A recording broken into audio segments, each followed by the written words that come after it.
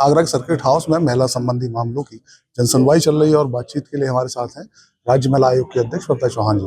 Ma'am, जनसुनवाई चल रही है, महिला संबंधी मामले, किस तरह के मामले आ रहे हैं, किस तरह से उनका निस्तारण किया जा रहा है? देखिए, किस तरह के मामले आ रहे हैं, सभी तरह के मामले होते हैं क्योंकि देश की आधी आबादी है, उत्तर प्रदेश की आधी आबादी है, 12.5 करोड़ संख्या महिलाओं की है। तो निश्चित रूप से हर क्षेत्र से महिलाओं की शिकायतें होती हैं, हर क्षेत्र से आ रही हैं। लेकिन अगर आंकड़ों की बात की जाए तो घरेलू हिंसा के आंकड़े बहुत होते हैं, जिसमें कहीं ना कहीं घरेलू परेशानी में महिलाएं रहती हैं। तो इस तरह के बहुत आ रहे हैं। और निस्तारण की ये बात है कि जब मैं सुनवाई करती हूँ तो उनसे संबंधित सब अधिकारी यहाँ मौजूद होते हैं। तो जो कोर्ट में चल रहे हैं वो एक अलग विषय है, क्योंकि उनका तो माननीय कोर्ट के ऊपर छोड़ दिया जाता है। और जो हमारे यहाँ आते हैं, जो FIR से या समझौते से या किसी तरह हम उनका निवारण कर सकते हैं, तो हम उनका निस्तारण तुरंत की तुरंत यहाँ कर देते हैं। आपने बताया घरेलू हिंसा के मामले ज्यादा हैं, तो क्या जागरूकता की कमी है या उसके लिए कुछ अभियान चलाए जा रहे हैं जिससे लोग जागरूक हों, घरेलू हिंसा में कुछ कमी आए?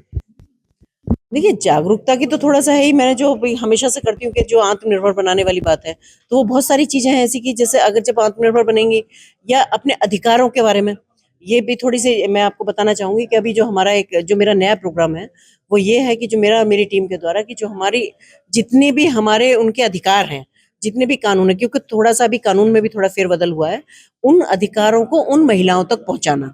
क्योंकि जब वो अपने अधिकार समझ पाएंगी तभी वो अपना स्थान समाज में बना पाएंगी, तभी वो अपनी, चाहे वो सुरक्षा की दृष्टि से, चाहे वो अपने अधिकारों की दृष्टि से। तो जब तक उन्होंने कानूनी जानकारी नहीं होगी, उन्हें अपने अधिकारों के बारे में नहीं पता होगा कि हमारे क्या क्या अधिकार है, तब तक शायद ये संभव नहीं है। तो मैं क्योंकि हमारा एक ये भी अभियान है, तो निश्चित रूप से घरेलू हिंसा में भी कहीं ना कहीं ये तो है ही कि उनको अपने अधिकारों से वंचित रह जाती हैं थोड़ा सा, या कहना चाहिए मेन बात ये भी है कि कहीं आत्मनिर्भरता की कमी है। उन पे कुछ ऐसी चीजें नहीं होती कि जिससे वो अपने लिए कुछ उसका रोजगार टाइप में, जैसे अपनी आजीविका को कैसे चलाएं।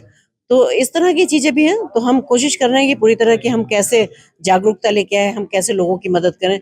पर हमारे पास जितने भी केस आते हैं वो रिटर्न में जो भी कोई होते हैं या ओरली होते हैं, तो हमने समझौते के तौर पे या उनको FIR जो हुई है उनको अपने सब अधिकारियों की मदद से हम उनका निस्तारण करने की कोशिश करते हैं। एक और आपका अभियान है जिम ट्रेनर्स को लेकर, टेलर्स को लेकर, उसके जो कार्यक्रम है वो कहाँ तक पहुंचेगा, किस तरह के आदेश या निर्देश आगे दिए जाएंगे?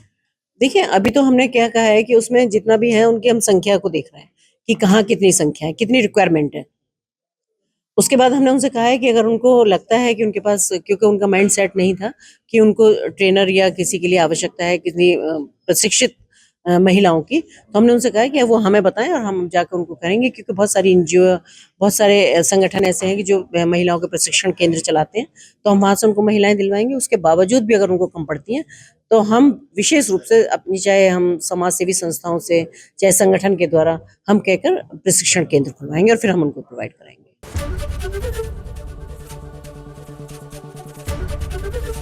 ABP गंगा, खबर आपकी, जुबान आपकी।